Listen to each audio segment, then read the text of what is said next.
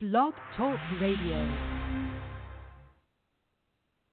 Baruch Hashem, this is Mark Lichtenwalter coming to you live on this third day of February 2020.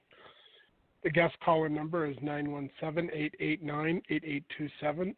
That's 917-889-8827. This is Fundamentally Mormon. We are going to be reading Chapter 7 of Who Crucified Christ, the Testimony of Four Witnesses. So we'll get right into that today. This might be a two-parter. It's kind of a longer chapter. You can read this book for free online at ogdenkraut.com. Once you get on the main page at ogdenkraut.com, just scroll down to read Ogden's books and then click on that and then scroll down to Who Crucified Christ. And we are on page 54 today, so I'll just get right into it. The Testimony of Four Witnesses, Matthew, Mark, Luke, and John. Verily, verily, I say unto thee, we speak that we do know, and testify that we have seen, and ye receive not our witness. John chapter 3, verse 11. Although out of these four men, only John was an actual witness of Christ's crucifixion, Matthew, Mark, and Luke were witnesses of the actions of those who accused him and were responsible for his death, either before or after the event. The series of appearances and trials for Jesus were particularly confusing because of the twisting and turning of events between Jewish and Roman leaders. To help clarify the sequence, let's first read a synopsis of events from Henry Halley's Bible Handbook. Quote, the trial of Jesus, told in Matthew chapter 26, verse 57 through 27, verse 31. Mark chapter 14, verse 53 through Mark chapter 15, verse 20, and Luke chapter 22, verse 54 through 25, and also John chapter 18, verse 12 through chapter 19, verse 16. There were two trials before the Sanhedrin and before Pilate the Roman governor. Judea was subject to Rome. The Sanhedrin could not execute a death sentence without the Roman governor's consent. There were three stages to each trial, 6 in all. Page 55. Number 1. Before Annas, John chapter 18, verses 12 through 24, about midnight, Caiaphas, the high priest, by his father-in-law Annas, who had been disposed in 16 A.D., still retained the influence of the office. The family had grown immensely wealthy through the trading booths of the temple. On the high priest of the Hebrew nation rests the primary responsibility for the death of Jesus. Number 2, before the Sanhedrin in the house of Caiaphas, according to Matthew chapter 26, verse 57, Mark 14, 53, Luke 22, 54, and John 18, 24. Before midnight and daybreak, this was the main Jewish trial. They condemned him on the charge of blasphemy from his own acknowledgement that he was the Son of God. Mark chapter 14, 61 and 62. Then while waiting for daylight, they mocked him. This was when Peter denied him. This session, being at night, was by their own Torah law illegal. Number 3. At daylight, the Sanhedrin officially ratified its midnight decision. Matthew 27:1, Mark 15:1, Luke 22, verses 66 through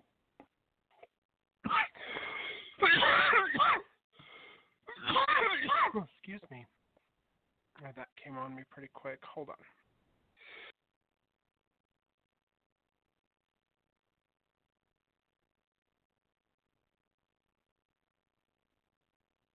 All right, Luke 22, verses 66 through 71. to give it the appearance of legality. The charge blasphemy was blasphemy, but with Pilate that would have little weight. So for him, they concocted the charge of sedition against the Roman government. Their real reason was their envy of Jesus' popularity, according to Matthew chapter 27, verse 18. Number 4. Before Pilate, I'm not going to go through all these scriptures. You can find them in the reading of the book. Before Pilate, shortly after daylight, Jesus made no reply to their accusations. Then Pilate took him within the palace for a private interview, which further satisfied him of Jesus' innocence. Learning that Jesus was from the Galilee, Pilate sent him to Herod, who had jurisdiction over the Galilee. Matthew 27, 11 through 25. Number 5. Before Herod, Luke 23, 6 through 12. This was the Herod who had killed John the Baptist, whose father had murdered the children of Bethlehem. Jesus refused to answer any of his questions. Herod mocked Jesus and sent him back to Pilate. Number 6. Before Pilate again, Pilate attempted to go over the head of the rulers of the people, but the packed court chose Barabbas. When Pilate ordered Jesus to be scourged, hoping it would satisfy the multitudes, his wife would send word of her dream. So that's Pilate's wife. Pilate is amazed at the calm majesty of Jesus under the crown of thorns, but there are rumblings of a rising riot and threats to report him to Caesar. But Pilate gives Pilate gives sentence.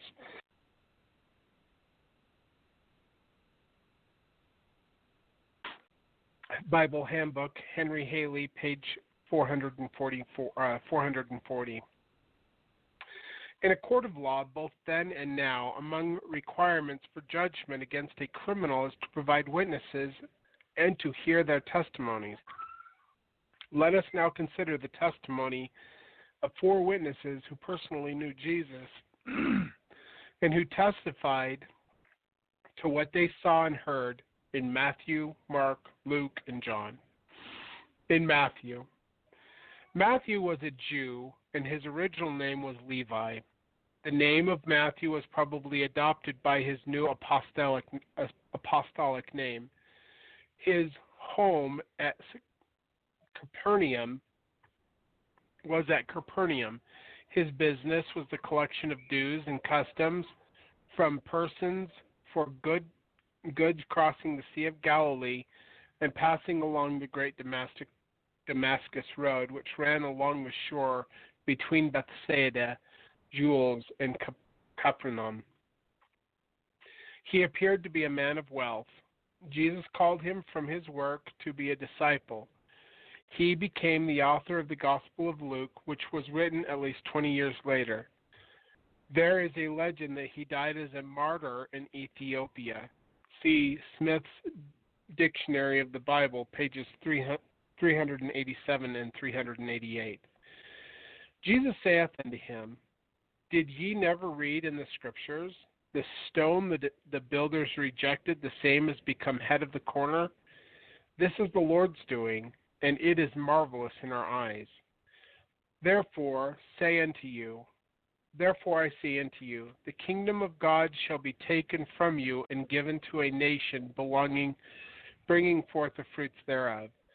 And whosoever shall fall on this stone shall be broken. But on whomsoever it shall fall, it will grind him to powder. And when the chief priests and Pharisees had heard his parable, they perceived that he spake of them. But when they sought to lay hands on him, they feared the multitude, because they took him for a prophet. Matthew chapter 21, verses 42 through 46.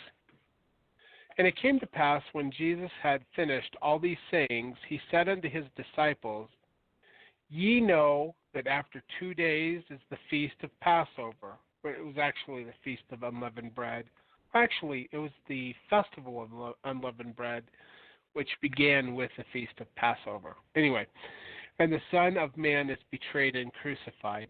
Then assembled together the chief priests and scribes and the elders of the people unto the palace of the high priest, who was called Caiaphas, and consulting that they might take Jesus by subtlety and kill him, but they said, not on the feast day, lest there be an uproar among the people. Matthew chapter 26, verses 1 through 5. Now the chief priests and the elders and all the council sought false witness against Jesus to put him to death, but found none. Yea, though many false witnesses came, yet they found none. At the last came two false witnesses, and said, This fellow said, I am going to destroy the temple of God and to build it in 3 days. And the high priest arose and said unto him, Answerest thou nothing? What is this which these witness against thee? But Jesus held his peace. And the high priest answered and said unto him, I adjure thee by the living God that thou tell us whether thou be the Christ, the Son of the living God. And Jesus answered him, Thou hast said, basically like you've said it. You said it. Nevertheless, I say unto you, hereafter shall ye see the Son of Man sitting on the right hand of power, coming in the clouds of heaven. Then the high priest rent his clothes, saying, He hath spoken blasphemy. What further have we need of these witnesses? Behold, now ye have heard his blasphemy. What think ye? They answered and said, He is guilty of death. Then they spit in his face and buffeted him, and swore, and others smote him with the palms of their hands, saying, Prophesy unto us, thou Christ. Who is he that smote thee? Matthew 26, verse 59 through 68. When the morning was come, all the chief priests and the elders of the people took counsel against Jesus to put him to death. And when they had bound him, they led him away and delivered him to Pontius Pilate the governor. Then Judas, which had betrayed him, when he saw that he was condemned, repented himself and brought again the 30 pieces of silver to the chief priests and elders, saying, I have sinned in that I have betrayed innocent blood. And they said, What is that to us? See thou to it. And he cast down the pieces of silver in the temple and departed and went and hanged himself. And the chief priests took the silver pieces and said, It is not lawful for us to put it in the treasury, because it is the price of blood. Matthew chapter 27, 1 through 6. In Mark. Mark was one of the evangelists and the probable author of the gospel bearing his name. His Jewish name was John. See Acts chapter 12, verse 12. It was Yochanan, not John, but whatever. There's no John in Hebrew, right? In that their language, there's no pronunciation of John. Anyway, so Yochanan, and he was a cousin of Barabbas of Cyprus. The great friend of St. Paul, Mark had an intimate acquaintance with the Apostle Peter, for St. Peter calls himself Marcus, his son. See 1 Peter 5, verse 13. We first hear of Mark when he accompanied Paul and Barnabas, on their return from Jerusalem to Antioch in 45 AD. We find him at Paul's side during the apostles' first imprisonment at Rome from 61 to 63 AD. Ecclesiastical tradition affirms that St. Mark visited Egypt, founded the Church of Alexandria, and died by martyrdom. Smith's Bible Dictionary, page 380. After 2 days was the feast of the Passover and of unleavened bread. And the chief priests and the scribes sought how they might take him by craft and put him to death. But they said, not on the feast day, lest there be an uproar of the people. Mark chapter 14, verses 1 through 2. And Judas Iscariot, one of the 12, went unto the chief priests to betray him unto them. And when they heard it, they were glad, and they promised to give him money. And he sought how he might conveniently betray him.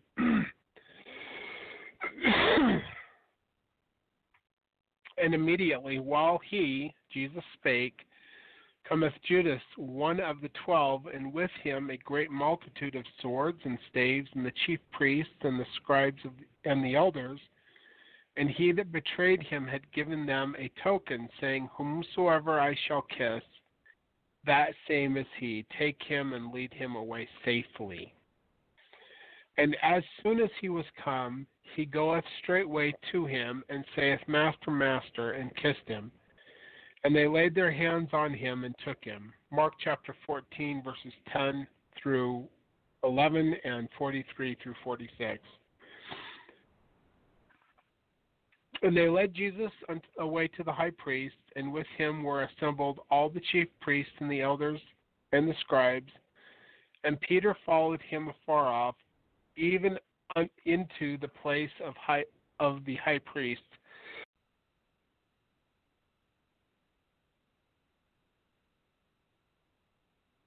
And he sat down with servants and warmed himself at the fire.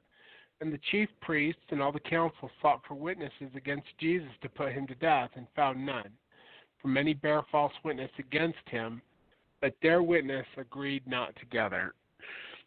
It's too bad that these people weren't afraid of breaking Torah, because in the Torah, if you are a false witness, whatever the charge is that you are like condemning or trying to get the person condemned for, like being put to death, whatever it would have been the punishment, you incur that upon yourself. They didn't care. They didn't care that they could be that.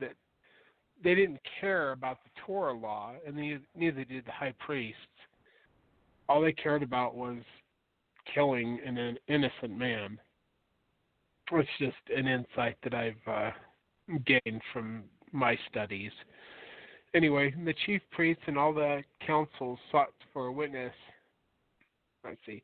And there arose certain and bare false witness against him, saying, I heard him say, I will destroy this temple, and that is made with hands, and within 3 days I will build another made without hands.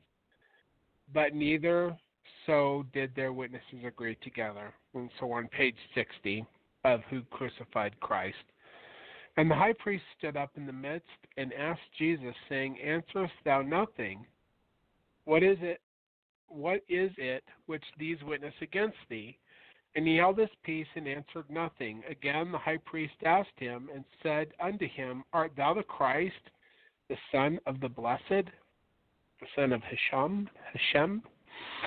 And Jesus said, I am, and ye shall see the Son of Man sitting in the right hand of power and coming in the clouds of heaven. Then the high priest rent his clothes and saith, What need we have of any further witnesses? Ye have heard the blasphemy. Why is it blasphemy to say you're the Son of God? Like they in their Hebrew idiomisms said the same things. I don't understand. Maybe I'm just tired. Maybe I should understand. I just don't right now. So, what think ye? And they all condemned him to be guilty of death. And some began to spit on him, and to cover his face, and to buffet him, and to say unto him, Prophesy. And the servants did strike him with the palms of their hands. Mark chapter 14, verses 53 through 65. And straightway in the morning the chief priests held a consultation with the elders and scribes, and the whole council bound Jesus and carried him away and delivered him to Pilate. And Pilate asked him, Art thou the king of the Jews? And he answering said unto him, Thou sayest it, which is another way of saying, You said it. Of course I am. And the chief priests accused him of many things, but he answered nothing. But Pilate answered them, saying, Will ye that I release unto you the King of the Jews? For he knew that the chief priests had delivered him for envy. But the chief priests moved the people that he should rather release Barabbas unto him, which Bar means son of in Aramaic, and Abbas means father, or Abba. So it's kind of interesting, the Hebrew names. Like, this man literally means son of the Abba, or the father of God, son of God. That's what Barabbas means, which was the guy's name, which is really interesting. And Pilate answered and said again unto them, What will ye then that I shall do unto him whom ye call the King of the Jews? And they cried out again, Crucify him. And Pilate said unto him, Why? What evil hath he done? And they cried out the more exceedingly, Crucify him. So Pilate, willing to contend the people, released Barabbas unto them, and they delivered Jesus when he had scourged him to be crucified. Mark chapter 15, verses 1 through 3 and 9 through 15. Page 61 of Who Crucified Christ, the book of Luke. And again, with the Smith's Bible Dictionary, we find that Luke was born in Antioch in Syria and was taught the science of medicine.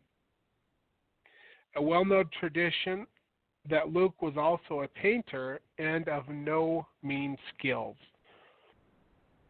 So, no mean means humble or common skills. Rests on the authority of the late writers. He was not a Jew. He joined St. Thomas at Troas and shared his journey into Macedonia. With the apostle, he passed through Miletus, Tyre, and Syria to Jerusalem. He probably died a martyr between 75 AD and 100 AD. He wrote the gospel that bears his name and also the book of Acts, chapter, I guess that's that Bible dictionary, page 366. So pertaining to the accountability of Christ's crucifixion, we read from the Gospel of Luke, quote, Woe unto you, Jesus talking to the scribes, Pharisees, and lawyers, for you build the sepulchres of the prophets, which is the tombs of the prophets, and your fathers killed them. So the Jews killed the true prophets, which happens all the time. Like, whenever God sends a prophet, Satan will raise up prophets, which are false prophets, and he'll get the people to reject the true prophets and to persecute him and to murder him and to slander him and whatever he can do to get them so that they don't listen. Truly ye bear witness that ye allow the deeds of your fathers, for they indeed killed them, and ye build their sepulchres. Therefore also said the wisdom of God, I shall send them prophets and apostles, and some of them shall slay and persecute. And the blood of all the prophets which was shed from the foundation of the world may be required at this generation, from the blood of Abel unto the blood of Zacharias, which perished between the altar and the temple. Verily I say unto you, it shall be required of this generation. Luke chapter 11, verse 47 through 51. But Jesus said unto him, Judas, betrayest thou the Son of Man with a kiss? When they which were about him saw what would follow, they said unto him, Lord, shall we smite with sword? And one of them smote the servant of the high priest and cut off his right ear. And Jesus answered and said, Suffer ye thus far. And he touched his ear and healed him. Then Jesus said unto the chief priests and the captains of the temple and the elders which were come unto him, Be ye come out, as against a thief with swords and staves? Hold on here.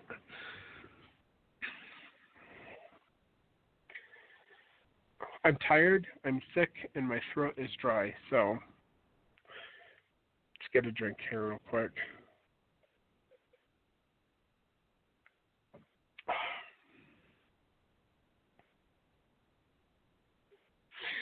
When I was daily with you in the temple, you stretched forth no hands against me, but this is your hour and the power of darkness. And they took him and led him and brought him into the high priest's house, and Peter followed afar off. Luke chapter 22, verse 48 through 54. And after the crucifixion, behold, two of them went that same day to the village called Emmaus, which was from Jerusalem about 80 furlongs. And they talked together of all these things which had happened. And it came to pass, while they were communed together and reasoned, Jesus himself drew near and went with them, but their eyes were holden that they should not know him. And he said unto them, what manner of communications are these that ye have one with another, as ye walk and are sad? And the one of them said, whose name was Cleopas, answering, said unto him, art thou only a stranger in Jerusalem, and hast not known the things which are come to pass there in these days? And he said unto him, what things? And they said unto him, concerning Jesus of Nazareth, which was a prophet, mighty in deed and word before God and all the people, and how the chief priests and our rulers delivered him to be condemned to death and have crucified him. Luke 24, 13 through 20. John was the son of Zebedee, a fisherman of the lake of Galilee, and of Salem, a brother of James, also an apostle. Peter, James, and John come with the innermost circle of the Lord's friends. But to John belongs the distinction of being the disciple whom Jesus loved. And three are with our Lord when none else are, in the chamber of death, and in the glory of the transfiguration, when he forewarned them of the destruction of the holy city in the agony of Gethsemane. When the betrayal is accomplished, Peter and John followed afar off.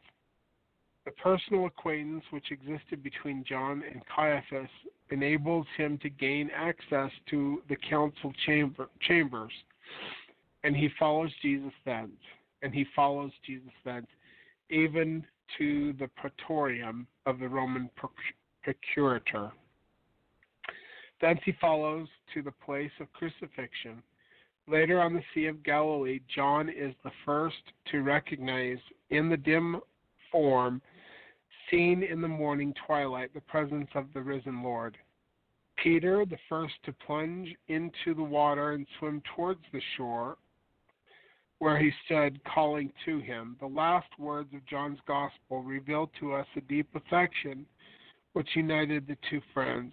Tradition goes on to relate that in the persecution under Domitian, he, speaking of John, is taken to Rome, and there by his boldness, though not by death, gains the crown of martyrdom.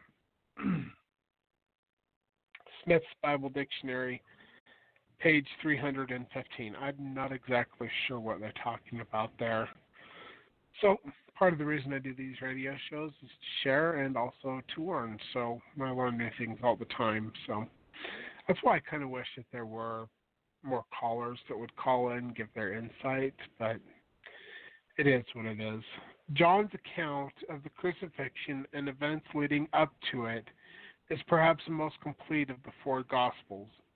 Quote, afterwards John findeth him whom he had healed on the Sabbath in the temple, and said unto him, behold, thou art made whole.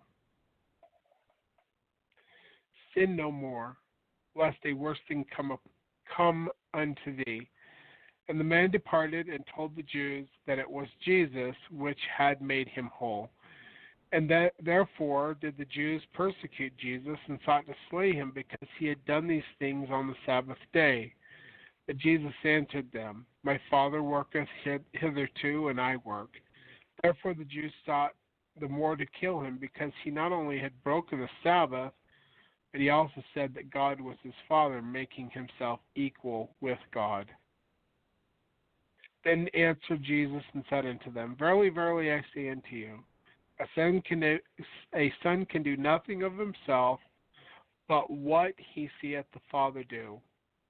For what thing soever he doeth, these also doeth the Son likewise. John chapter 5, verses 14 through 19. Going off on a little bit of a tangent here, part of the restored gospel is the doctrine of multiple mortal probations and the progression of the gods. So we have God the Eternal Father who's over all. Under him there are many. One of them is Jehovah, who is our Elohim, who is our Father. He brought Michael to this earth to create this earth and placed Michael in the garden, and Michael took the name of Adam Amen, God the Eternal Father, upon himself and became the Father of all living. A lot later, Jesus came in mortality. Now, Jesus and Jehovah are not the same person. I've gone over that multiple times. That doctrine began to be changed around the 1880s in the restored church. But Joseph Smith taught that Jesus was the son, and that Jehovah, our Elohim, was the grandfather, with Michael being the father. Now, that was also taught by Brigham Young. That's called the Adam God doctrine. Brigham Young taught that he learned it from Joseph Smith, which I believe. And it's in the temple. Michael is the creator. He's the one under the direction of Jehovah that actually does the creating of this earth. Joseph Smith said that the Father's name, or the Father's title, was the Creator. He said there are three grand offices for each earth. God the Creator, we know that's Michael because of the endowment. God the Redeemer, that's Jesus or Yeshua, and God the Witness. So that's like the first presidency for each earth. Those offices can be filled by others. Jesus' atonement was not eternal for all history before, or like, so the church right now, and this is taught at BYU, they teach that Jesus' atonement atoned for everything past, present, and future for all time, on all planets, and all worlds throughout the whole universe. Joseph Smith would have taught something different. So would have Brigham Young. Each earth has a Redeemer. Each earth has a Creator. And each earth has a witness. Now, Jehovah, our Elohim, had done the things which Jesus was about to do, because he at one time was a Redeemer. And when he was a Redeemer, at that time, Michael was his witness, God the Witness.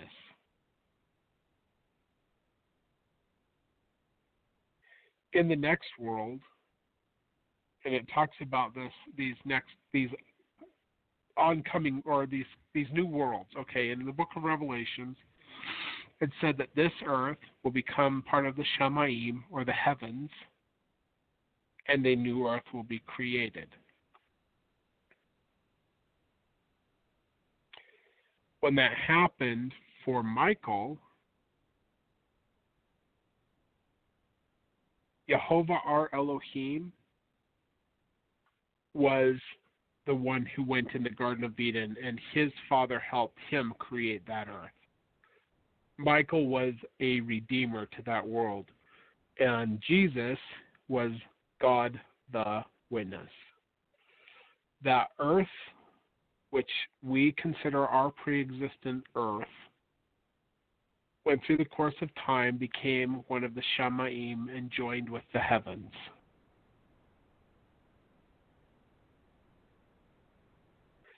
And then this earth was created.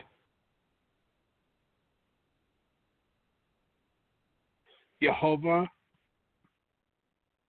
advanced to a higher level, and Michael, who was our Redeemer on that older world, became our Father, God the Creator, for this earth.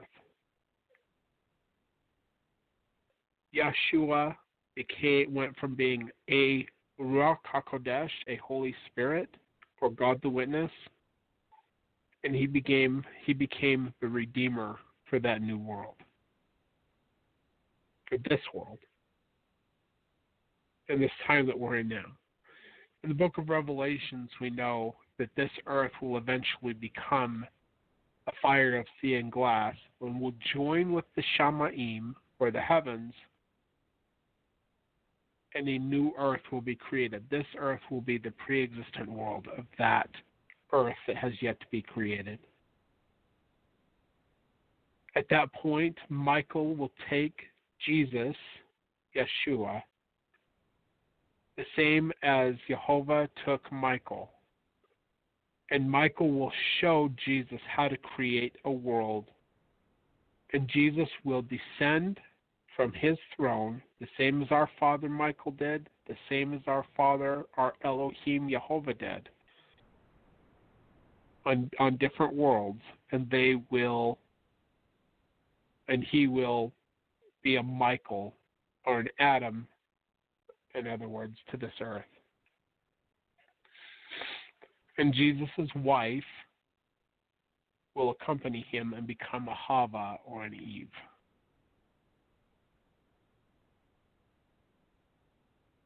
Now, this stuff is way too deep to be taught in the LDS Church, because they have given up so much of the gospel and changed so many things and did not understand things because they were not led by prophets,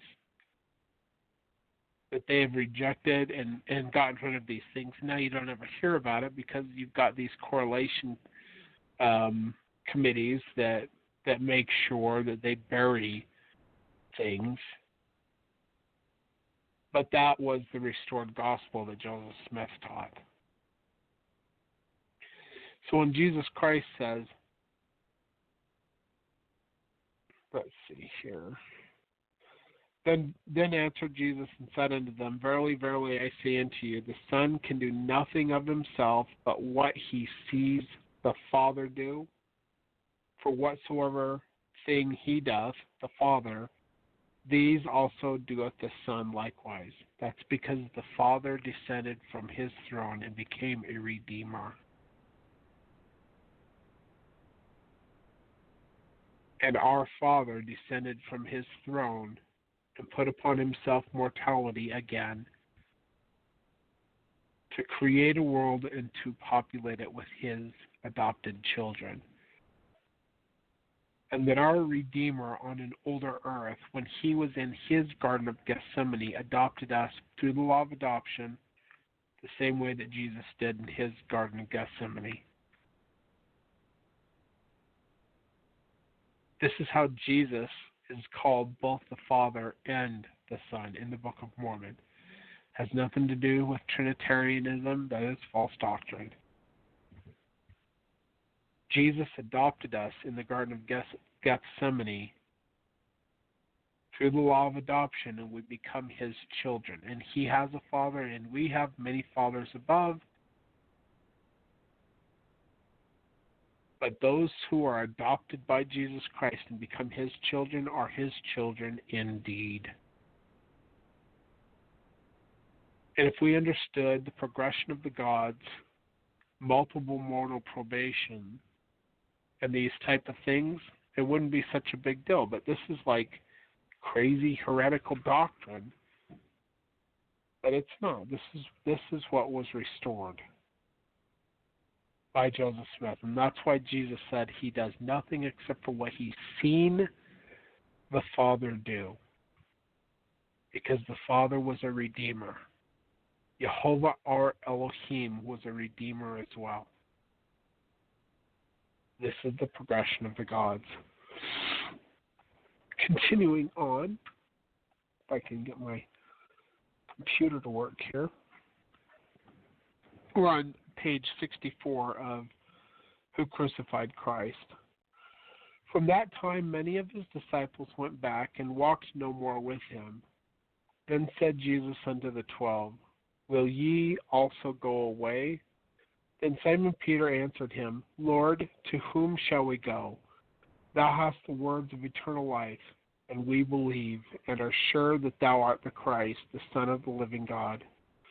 Jesus answered them, Have I not chosen you 12, and one of you is a devil? And he was speaking of Judas Iscariot, the son of Simon, or Simon. For he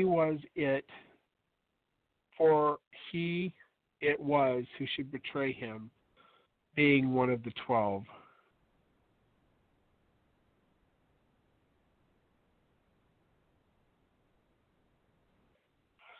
After these things, Jesus walked in Galilee, for he would not walk in Jewry, because the Jews sought to kill him. John chapter 6, verse 66 through 71.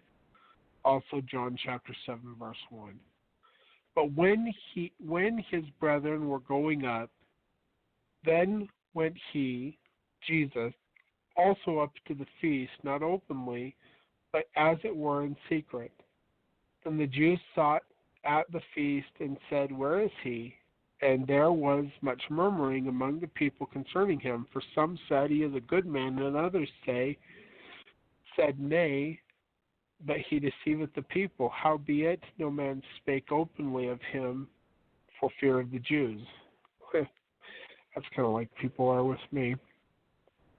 Some say that I'm a lunatic, that I'm a heretic, that I'm a false prophet and a false apostle, and others say that I am a good man. I might be deluded, but at least I'm trying. And others say that I am a prophet and they fully sustain me, but they don't want to speak of it. They don't want to share it because they're afraid of what the church will do or other people will do. So it's the same type of thing in this situation. The only difference is Jesus goes in the streets, and I have been told not to go among the people preaching, just to share my witness the way I've been doing it, and that's what I do.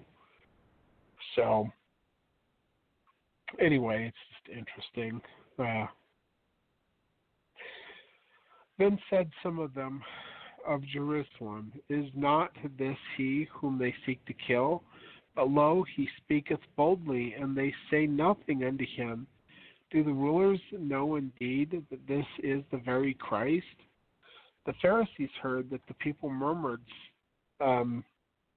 such things concerning him, and Pharisees and chief priests sent officers to take him. Hold on, I need to get a drink real quick.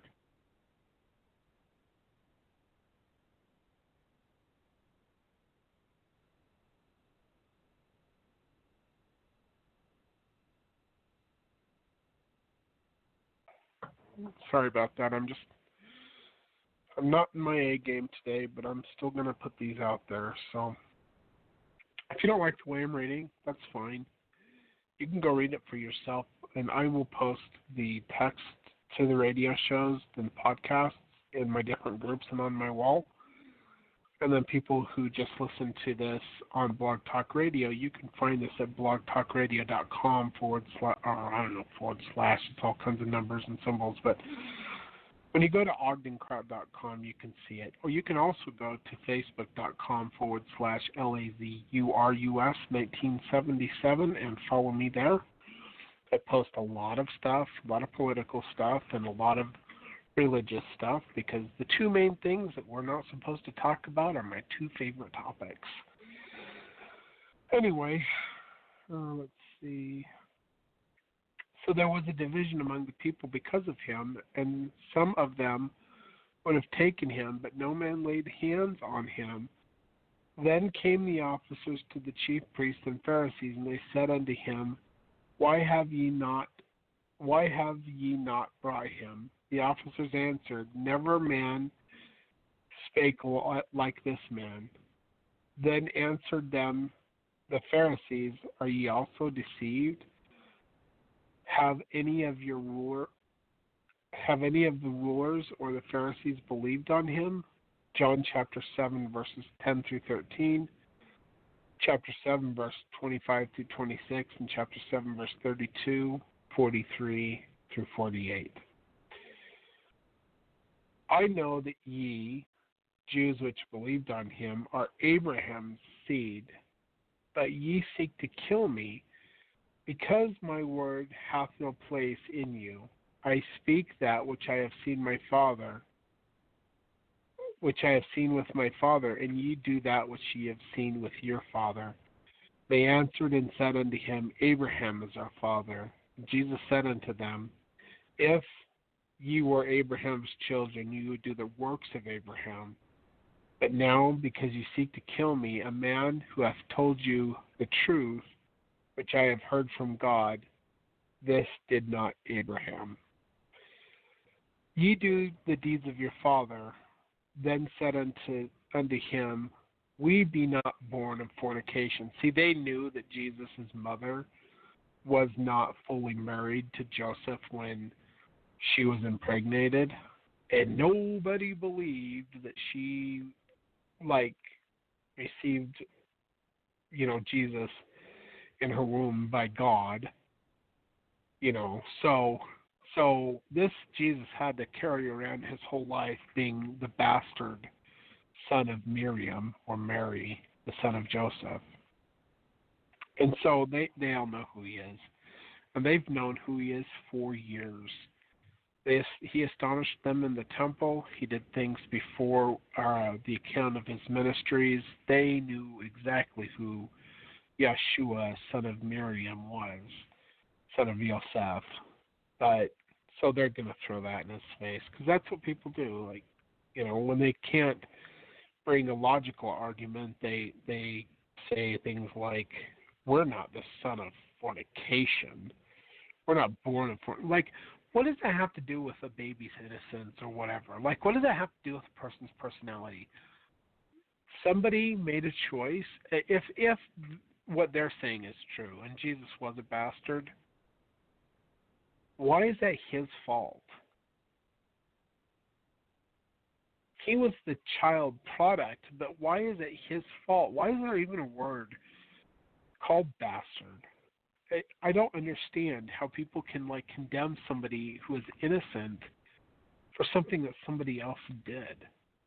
I don't understand it at all. But anyway, that's the world we live in, and these people, these particular Jews, were children of the devil, according to Jesus Christ himself.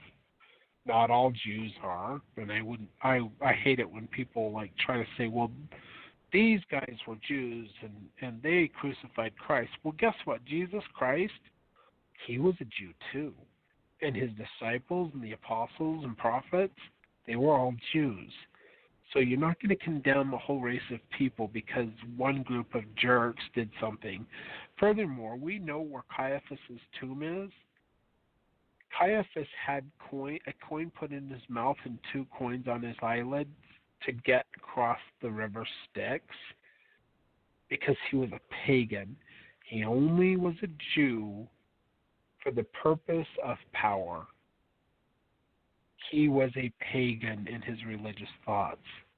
He was a wolf in sheep's clothing. So you cannot condemn a pagan, a Jew who was actually a pagan, and try to place that upon all of the Jews. I'm a Jew as well. My great grandmother was I can't remember what they call them. I want to say Karaite Jew, but no, they weren't Karaites. They were Orthodox, but I can't remember what kind of Jew she was. Ashkenazi. And we actually have our genealogies in my family that go back to Adam and Eve, back through King David, all the way back. So, of course, I'm a mutt as well. I've got Scottish and Welsh and English and German and Iroquois Indian and who knows what else. I even found a Chinaman, one Nobody ever followed his genealogy, but I found a Chinaman from China who is one of my great great great great great great grand whatever grandfathers. So I'm a mutt on all sides, but I I do claim my Judaism. So I claim my Scottishness and my German and English and all of that as well. So I'm a proud mutt. Anyway, continuing on. If you were Abraham's children, you would do the works of Abraham. But now you seek to kill me, a man that hath told you the truth, which I have heard of God. This did not Abraham. Do ye do the deeds of your father? Then said they to him, We be not born of fornication. We have one Father, even God. So they're saying right there that they're the sons of God. They're B'nai Elohim. And then they're going to throw Jesus into the bus and cry blasphemy when he says he's also a son of God? What hypocrisy.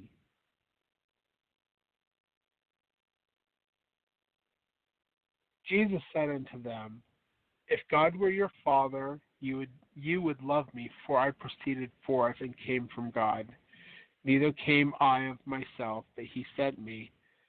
Why do ye not understand my speech, even because ye cannot hear my word? Ye are of your father the devil, and the lust of your father will ye do. He was a murderer from the beginning, and abode not in the truth, because there is no truth in him. When he speaketh a lie, he speaketh of his own, for he is a liar and the father of it. And because I tell you the truth, you believe me not? Which of you convinceth me of sin? And if I say truth, why do ye not believe me? He that is of God heareth God's words. Yea, therefore hear them not, because ye are not of God. Then answered the Jews and said unto him, Say we not well that thou art a Samaritan and hast a devil? See, they gotta do this whole slander crap. But Jesus answered, I have not a devil, but I honor my Father, and you do dishonor me. Your father Abraham rejoiced to see my day, and he saw it and was glad. Then said the Jews unto him, Thou art not yet 50 years old, and thou hast seen Abraham? Jesus said unto them, Verily, verily, I say unto you, before Abraham was, I am. Or he said, I am. They knew. See, this is Jesus admitting he was the one that gave the law. He was the Melech of Jehovah who came forth to give the law to Moses or Moshe. Jehovah sent Yeshua in the spirit form while he was a Ruach HaKodesh, or a Holy Spirit, to do his work on Mount Sinai in Jehovah's name. Not because he is Jehovah, but because he is Jehovah's messenger, or Melech. He is the witness of Jehovah. Anyway, then they took up stones to cast him, but Jesus hid himself and went out of the temple, going through the midst of them, and so passed by. John chapter 8, verse 37 through 49, also chapter 8, verses 56 through 59. And see, Jesus knew when his time was. He wasn't scared to die. He wasn't scared to speak out against these leaders. He knew that he had a mission to fulfill and that he wasn't going to die until it was time. So he said what he said, and then he walked out of there. Not necessarily because he had any supernatural power, but the hand of God was covering him. Because God, our Father, our Elohim, Jehovah our Elohim, protected Jesus, because Jesus wasn't going to be put to death until it was his time. All right, let's see. And then there was a division again among the Jews for these things. And many of them said, He hath a devil, and he is mad. Why hear ye him? And others said, These are not the words of him that hath a devil. Can a devil open the eyes of the blind? I and my Father are one. Then the Jews took up stones again to stone him, and Jesus answered them, Many good works I have showed you from my Father. For which of those works do you stone me? And the Jews answered him, saying, For a good work we stone thee not, but for blasphemy, because thou art, being a man, making thyself a god. Which, so what? So did David. Psalms 86. I think it's Psalms 86. David is a prophet who relays the words of Jehovah.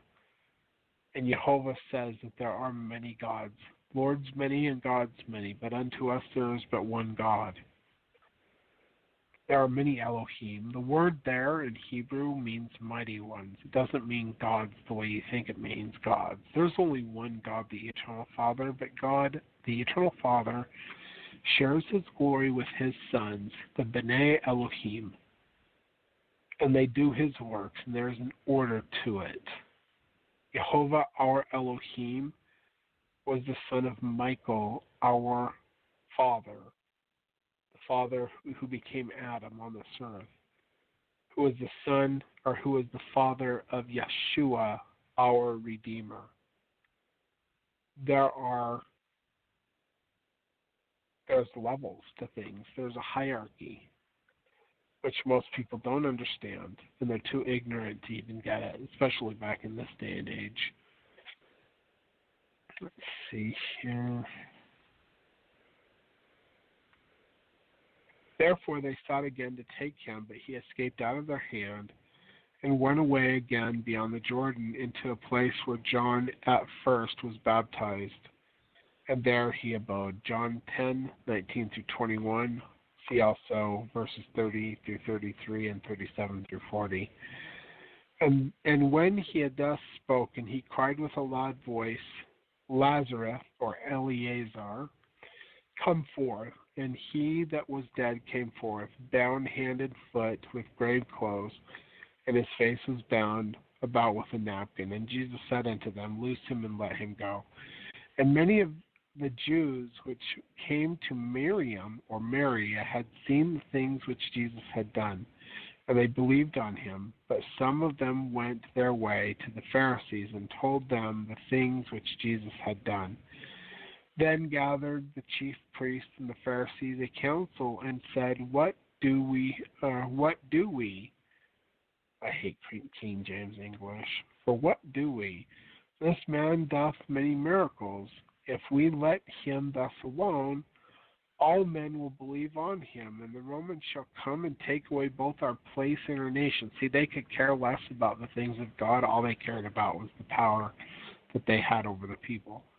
Same thing as politicians do today. Same issues.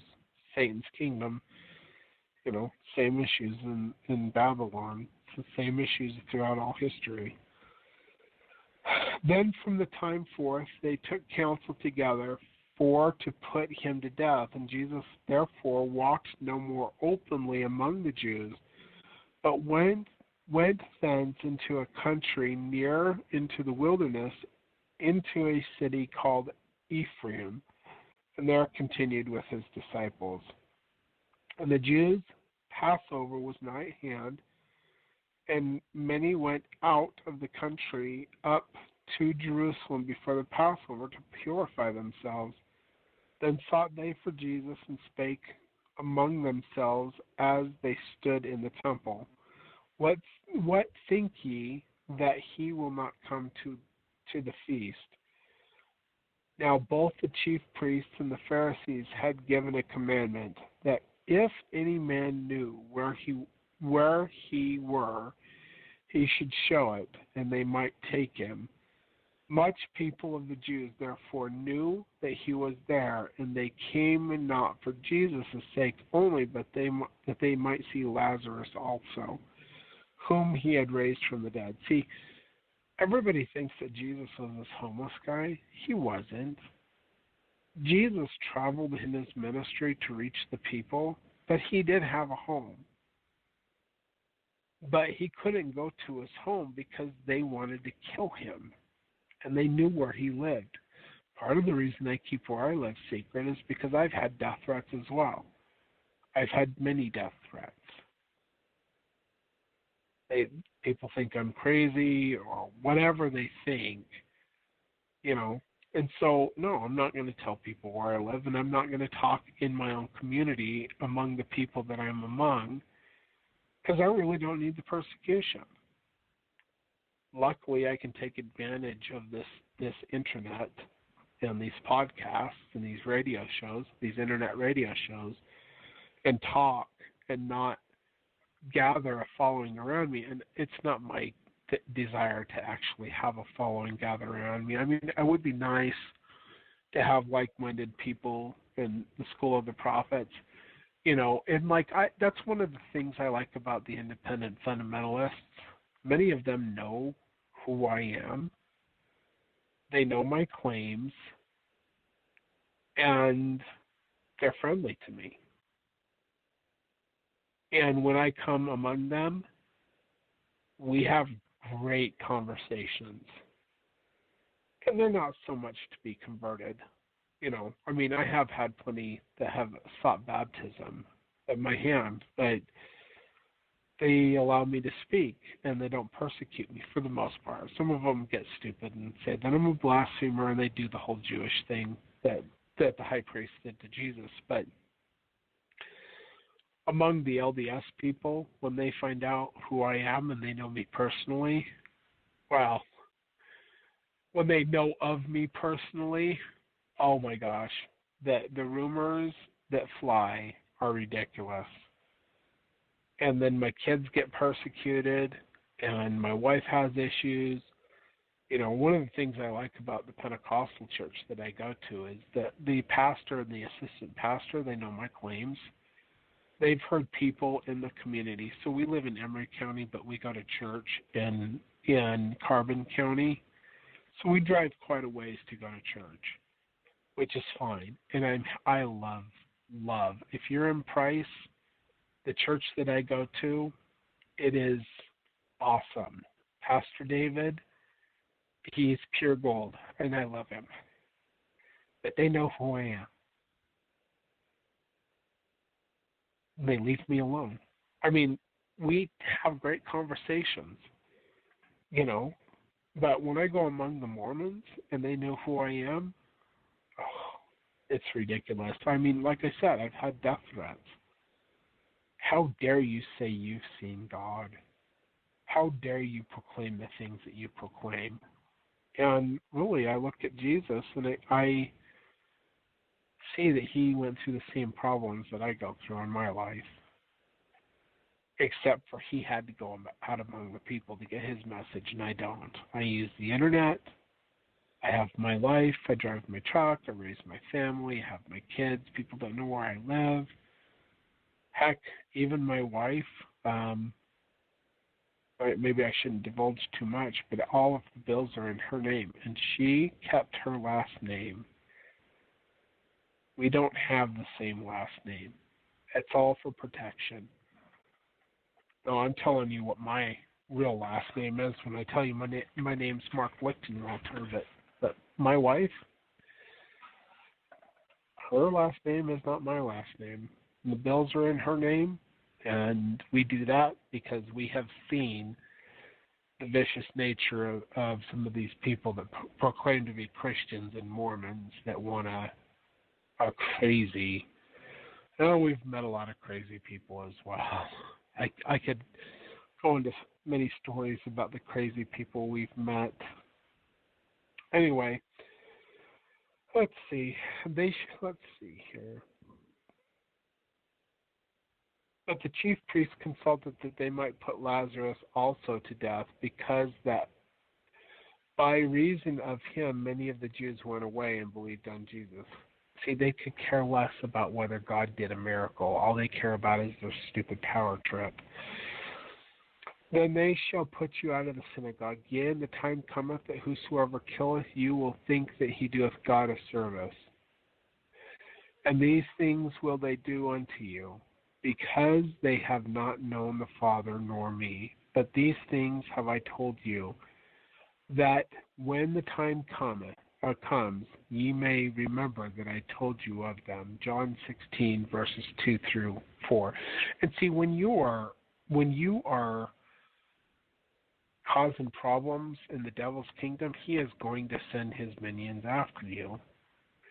So I kind of use that to as a barometer. Okay, if I have people coming against me, if I have all these problems because the adversary continues to attack me because of what I do,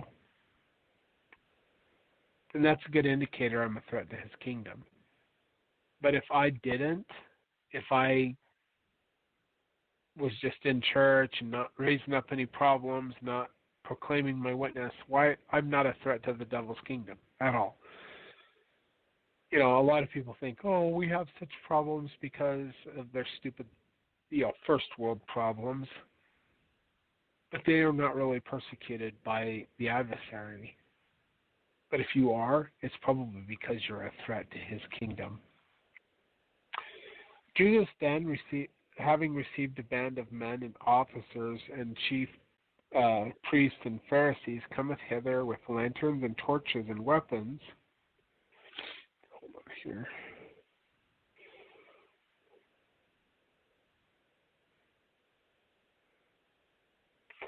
Jesus, therefore, knowing all things that should come upon him, went forth and said unto him, Whom seek ye? And they answered him, Jesus of Nazareth. And Jesus said unto them, I am he. Then Simon Peter, having a sword, drew it and smote the high priest's servant. So Jesus told him to get some swords, right? Sell your cloak and buy some swords. So these anti-Christians that pretend to be Christians that talk about how we should do away with guns and self-protection, I guess they don't realize that Jesus told his disciples to buy swords to defend themselves with, right? And they completely forget about this whole thing about how Simon Peter had a sword and he cut off Malchus's ear with it to defend Jesus, Anyway, but then Jesus said to Peter, Put up thy sword unto thy sheath, and the cup which my Father hath given me, shall I not drink it? And the band and the captain and officers of the Jews took Jesus and bound him and led him away to Annas first, for he was father-in-law to Caiaphas, which was the high priest that same year. John 18, verses 3 through 5, and also verses 10 through 13. Pilate therefore went forth again and said unto him, Behold, I bring him forth to you, that ye may know that I find no fault in him. Then came Jesus forth, wearing the crown of thorns and the purple robe, and Pilate said unto him, Behold the man. And when the chief priests, therefore, and the officers saw him, they cried out, saying, Crucify him, crucify him. Pilate saith unto them, Take ye him, and crucify him, for I find no fault in him. John 19, verses 4 through 6. And it was the preparation of the Passover, and about the 6th hour. So, beginning at sundown before the Passover,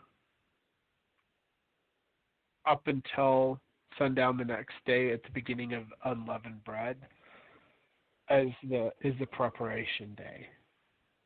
So, when the beginning of unleavened bread happens, that's when the Passover happens, after sundown on whatever day Passover falls on. The Last Supper was what was called a preparation meal. This is what is done by the rabbis. They do it as a practice meal. The Last Supper was not Passover. Jesus Christ was crucified. He was put to death when the Passover lambs were being slaughtered for the Passover meal. There's been a lot of confusion about that over the years, and I just wanted to kind of clarify that, it was It was a kind of a Passover meal, but it was a preparation meal. That's why they didn't have lamb. The Last Supper, there was no lamb. They did not do all of the things which should be done for a real Passover because it was a preparation meal. It was a rehearsal meal for the Passover that would happen the next night when Jesus was hanging on the cross. And it was a preparation of the Passover. And about the 6th hour, Jesus said unto the Jews, Behold your king. But they cried out, Away with him, crucify him. Pilate said unto them, Shall I crucify your king? The chief priests answered, We have no king but Caesar. And they delivered him therefore unto them to be crucified, and they took Jesus and led him away. John chapter 19, verse 14 through 16. It is interesting to note that throughout the above passages from the four Gospels, the following names have been repeated over and over as being responsible for the death of Jesus: chief priests, scribes, elders, Pharisees, and all the council, Pilate, captains of the temple, the rulers and officers, the Jews, at least a segment of the Jews. In summary, then, these four important testimonies include the following incriminating statements. Number one, it was the segment of the Jews who persecuted Jesus and sought to slay him. Number two, Judas betrayed Jesus to the Jews, not to the Romans. Number three, people at the time hesitated to speak favorably of Jesus for fear of the Jews. Number four, it was the Pharisees and chief priests who sent officers to capture him. Number five, the Jews took up stones to kill him. Number six, the chief priests, scribes, elders, and Pharisees all tried to devise secret plans to put him to death. Number seven, Jesus told his followers that they too would be killed by the Jews. Number eight, the chief priests cried from the streets to crucify him. The chief priests did. Pilate, number nine, Pilate found no fault in Jesus, but still delivered him to the chief priests to be crucified. And number 10, the chief priests and the Pharisees were afraid that they would lose their place in nation if they didn't kill Jesus. So they were afraid they were going to lose their political power if they didn't kill him. So when we come back, next time I'm able to do a radio show, we'll be on page 70 of Who Crucified Christ, chapter 8, and it talks about two additional witnesses, and we're going to talk about Stephen and Paul when we come back on. This has been Fundamentally Mormon, a Zion's Redemption Radio Network program. Thank you for listening, everyone. Take care. God bless, and goodbye.